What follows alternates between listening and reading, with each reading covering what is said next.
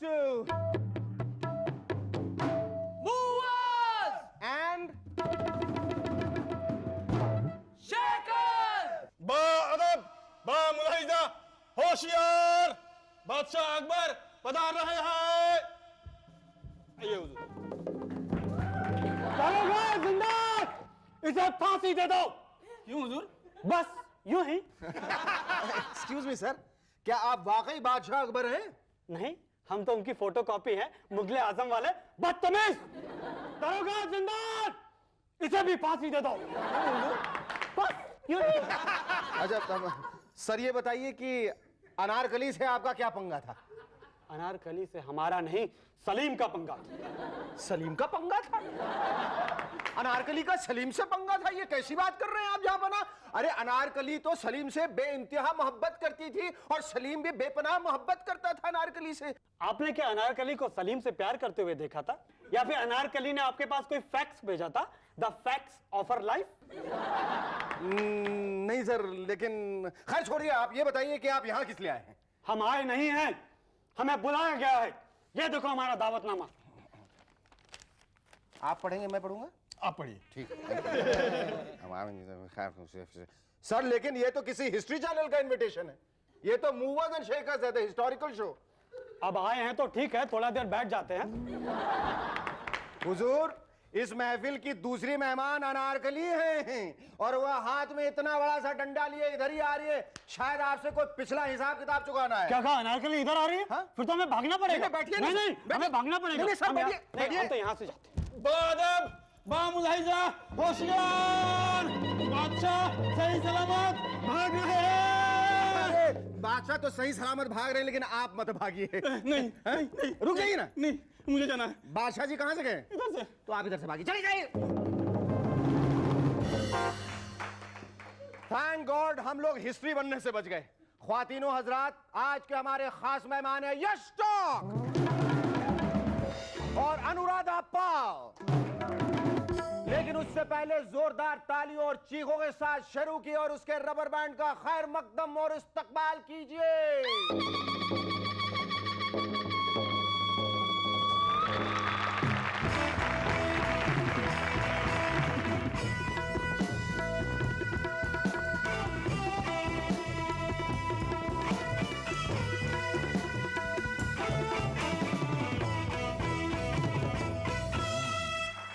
Hello, welcome back. दोस्तों, वो वक्त आ गया है जब हमें मिल बैठकर सोचना चाहिए कि हम अपने देश का क्या करें, क्योंकि इसकी हालत उस बीमार की तरह हो गई है जिससे हर कोई पूछता है ये क्या हाल बना रखा है, कुछ लेते क्यों नहीं।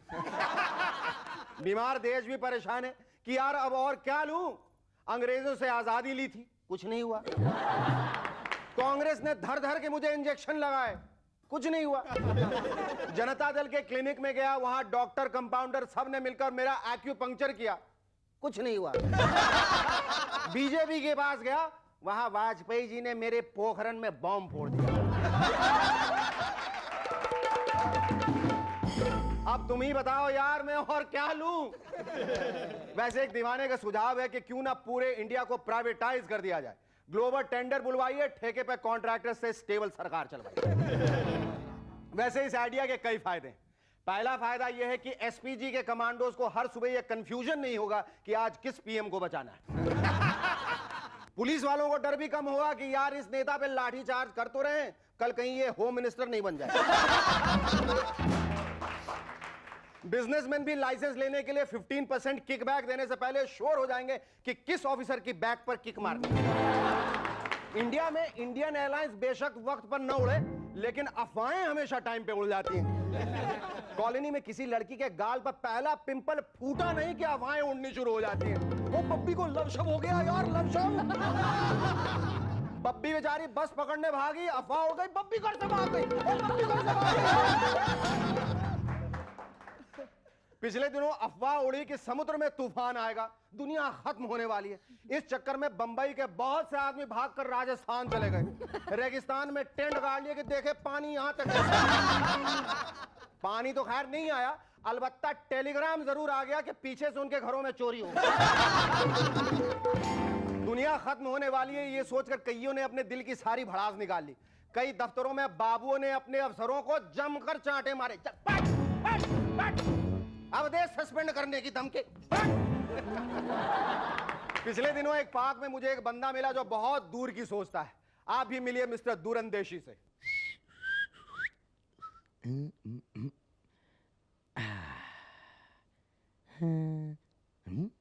लगता है मुझ में इंटरेस्टेड है, पर बात कैसे करूं? हाँ, टाइम पूछता हूं। टाइम पूछूंगा तो ये जवाब जरूर देगी। बस बातों का चक्कर शुरू, फिर साथ साथ कॉफी, कार्ड्स, फ्लावर्स, डेटिंग। पहले दोस्ती होगी, फिर प्यार, साथ साथ जीने मरने के कस्में वादे। लेकिन एक दिन इसके बाप को पता चल जाएगा और वो हमारे प्यार के खिलाफ हो जाएगा और हमें घर छोड़कर भागना पड़ेगा। ये कहेगी, आओ अपने प्यार को अमर बना दें। हम हाथों में हाथ डालकर जहर खा लेंगे। ये मर जाएगी, मैं मर जाऊंगा, हमारा प्यार अमर हो जाएगा। आई, मैं मर जाऊंगा। कान खोलकर सुन लो, मैं तुमसे टाइम नहीं पूछने वाला।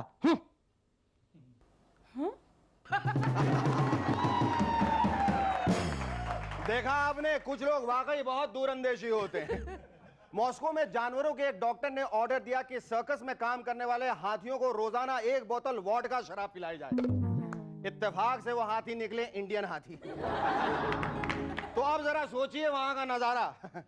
4 हाथियों के लिए 4 बोतल वोडका आई और 4 टन नमकीन। तीसरे पैक के बाद 2 हाथी टुन होके इमोशनल हो गए। मोती मेरे यार, तू मेरा पक्का दोस्त है ना, तो ले तू मेरी घड़ी पहन ले। ये। बल्कि 2 को जब चढ़ी वो वायलेंट हो गए, भड़के मारने शुरू कर दी।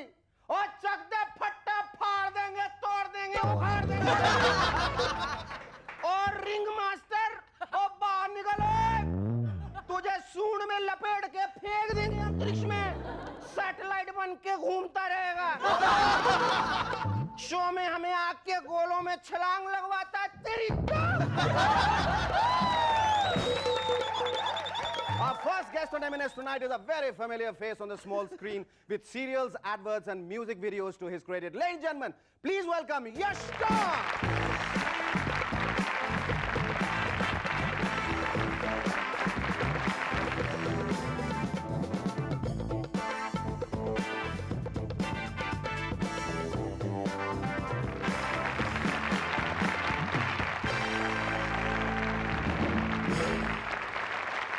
Just tell me, Hisar Haryana से लेकर बंबई की हरियाली तक का सफर कैसे शुरू हुआ?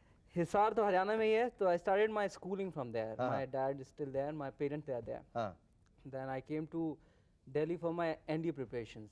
NDA. NDA. ओके, तो फिर आर्मी के बाद जो है सब छोड़ दी तुमने, पीछे छोड़ कर दी? दिए बिल्कुल, हाँ? gone. हाँ, And then I started with my like college fashion shows and all that. Then I got into professional shows. Then my parents sent my pictures for ABCL. So अच्छा. ABCL has the big hand in ruining my life. For that matter. Wow, that's news. when I came to Bombay, then I was very determined. हाँ, Then my parents thought that this guy must be कितने पैसे दिए थे आपने ABCL में? nothing else. They were good to me. I just gave $250. That's it. Just 250 yeah. rupees. Yeah. Then I came down to Bombay. I came here. और for- आपको लगा था कि वो 250 रुपए देने के बाद मैं एक बहुत बड़ा सुपरस्टार बन जाऊंगा फिल्म में? No, I Bombay never film thought. industry. I mean, I have a confidence in myself. I feel I'm very good. But they couldn't find my talent. That's it. So just, They tried to look for it, they couldn't find it. Yeah, they couldn't. ये जो तुम अंश group से जुड़े रहे वो कहाँ, दिल्ली, बम्बई? नहीं, कहाँ? Bombay. बॉम्बे में. Because after coming, second time when I came to Bombay, first thing I did joined the theatre.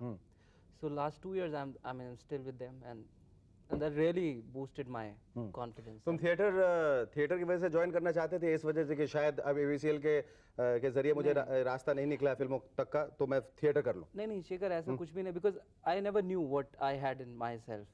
So theatre really helped me, you know, giving me that confidence, and it really helped me.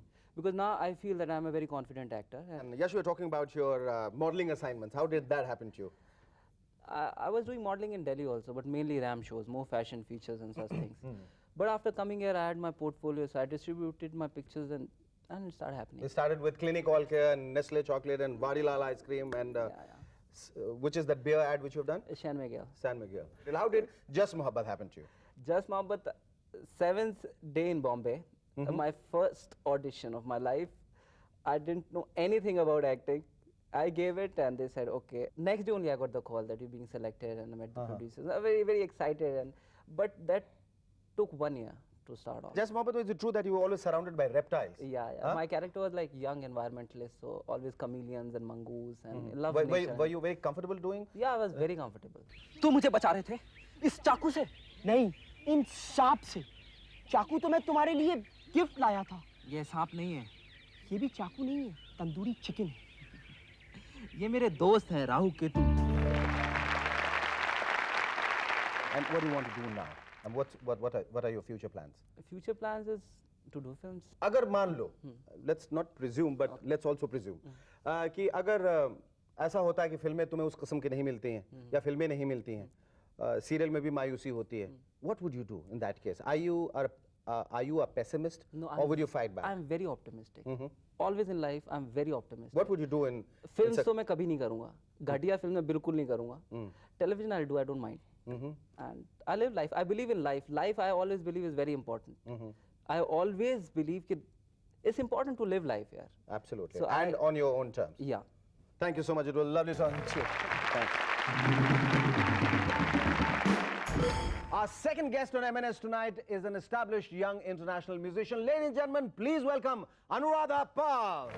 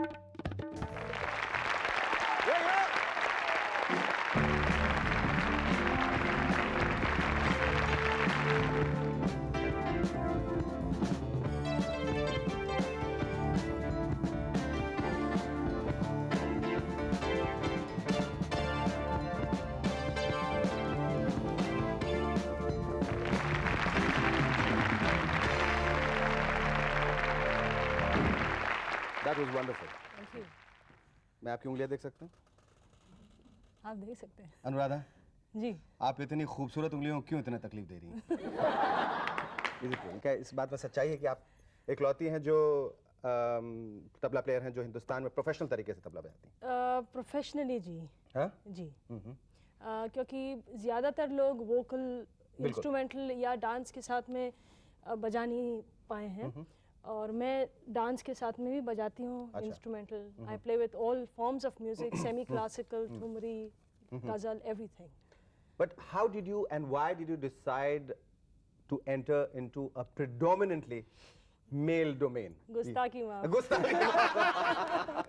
ये कैसे ख्याल है? और 11 वर्ष की उम्र में आपने सोचा कि मुझे तबला बजाना कैसे आया ख्याल? किसने ये ख्याल दिया? कहाँ से ये उत्पन्न हुआ? एक्चुअली हुआ ये कि मुझे वोकल म्यूजिक का बहुत शौक था, गाना गाने का बहुत शौक था.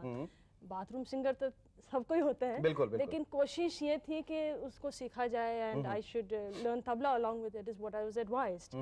Because it gives a sense of rhythm and every music has rhythm and Yes. You should be able to play with in rhythm or sing in rhythm. तो उस वजह से मैंने तबला बजाना सीखना शुरू किया. Anuradha, in 1991, the BBC World Radio featured you as one of the 5 prominent women musicians of India. How did it feel? And who were the others? I don't remember who the others were, but they were most of the top musicians at that point, and they were just idols for me to look up to. That's one thing I remember, because I was just a mere teenager, and here I was with such big stalwarts. I mean, I surely felt very honored to be in this, World Service program. but it also inspired me a lot because I felt, look, this is where I got to reach with all these big people. The big names remind me that आपकी जो training हुई है जी. under world renowned tabla maestros as Ustad Allah Rakha and Zakir Hussain Sahab. And how did it happen? How did you get them to agreeing to train you? मैं उनके programmes में जाती रहती थी, तो मुझे बहुत वैसी ही रुचि हुई उनको सुन के। तो मैंने एक दिन ऐसे ही मैंने कहा कि भाई मुझे आपसे सीखना है। मैं चली गई, मैंने कहा आप you think of me as your third और fourth son and just teach me. तो बस सिखाना शुरू हो गया ऐसे इनफॉर्मली। अनुराधा, जब पहली बार आपने अपने गुरु और उस्ताद के साथ परफॉर्म किया तो उनकी प्रतिक्रिया क्या थी? प्रोत्साहन के रूप में उनका पहला वाक्य क्या था? मेहनत करो और मेहनत करो तभी आगे बढ़ोगे। हाँ, बहुत ही स्ट्रिक्ट थे मेरे साथ में हमेशा। इतने बड़े बड़े उस्तादों के साथ आपने जुगलबंदी की है, पंडित हरिप्रसाद चौरसिया और विश्व मोहन भट्ट और पंडित जसराज और उस्ताद Amjad Ali Khan. How do you feel? I mean, जब आपने शुरुआत की होगी तो जाहिर है कि बहुत संकोच रहा होगा, थोड़ा नर्वसनेस भी रहा होगा। How much did it take on their part to instil confidence in you? उनका ये बोलना कि वो चाहते कि मैं बजाऊं, ये मेरे लिए बहुत ही फख्र की बात थी, क्योंकि इतने बड़े लोग जिनको हम मतलब भगवान के तौर से देखते हैं, वो अगर मुझे बजवाए तो मेरे लिए बहुत बड़ी बात है। Do you remember any of the most any of your more memorable concerts? I remember one concert in Kota where I was playing with Ustad Sultan Khan Sahab, and Kota में जहाँ पे आप जानते हैं तो वो तो बुरखा में या मतलब उसमें रहते हैं, पर्दे में रहते हैं, सॉरी। तो वहाँ पे एक लड़की आ रही है तबला लेके, बोले कि कुछ गड़बड़ है, उसको तो तानपुरा लेके आना चाहिए। ये क्या हो रहा है? लेकिन जब बजाना शुरू किया और खान साहब ने मुझे बजाने का ऐसे एकदम बोले कि बेटा मैदान मार लो आज, क्योंकि उन्होंने बहुत देखा, ऑडियंस का रिएक्शन भी देखा, तो बोले बेटा मार लो मैदान। और जो फिर बाद में उन्होंने सोलो का चांस दिया बजाने का, और जो पूरी ऑडियंस उठ के भागी है स्टेज पे, भागी, and they mobbed me, they literally wanted to see whether I was real. Machine लगाया कि मशीन हाथ वाथ जरा दिखाइए, चेक कराइए कहीं वायर तो नहीं लगा है। कुछ तो नहीं है ना। So at the end of the day it's always the talent that counts, whether you're a male or female, a man or a woman, it really doesn't matter. Tell me, बहुत सारे लोगों का कहना है और समीक्षकों का कहना है कि आपकी जो अदाएं हैं और जो प्रतिभा में जो कुछ असर वो जाकिर साहब का दिखता है। I think that when you are interacting with a human being on such a daily basis, learning from that person, trying to absorb all the qualities, थोड़ा बहुत influence होना तो लाजमी है, बहुत जरूरी वो तो होना ही चाहिए ना। तो मैंने उनको फॉलो किया है, उनके म्यूजिक को फॉलो किया है, उनकी अदाओं को फॉलो नहीं किया है। वो उनकी अदाएं उनके ऊपर है, लेकिन मैंने उसको फॉलो नहीं किया है। वो आ गया तो आ गया, नहीं आया तो मैंने सिर्फ तबला फॉलो किया है। At the end of the day, जब एक शो के बाद रियाज के बाद, what is the thought that you go to bed with? That I played very badly. I got to work very much harder now. And I'm sure you will. You're going to get better by the moment. Thank you. Well, lovely talking to you.